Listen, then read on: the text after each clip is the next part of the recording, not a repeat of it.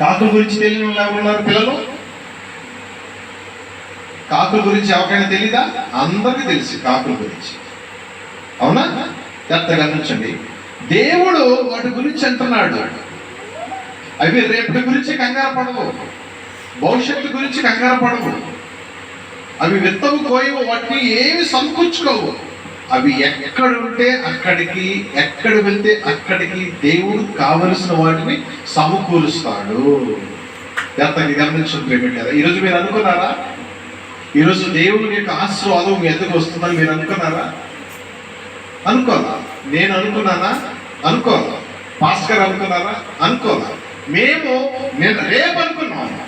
జాగ్రత్త గమనించబడిపోయారా? రేపు అనుకున్నాం, మేము ఈరోజు అనుకోవాలా? జాగ్రత్త గమనించబడిపోయారా? కానీ చివరి మూమెంట్లో అది ఈ రోజుగా మారిపోయింది.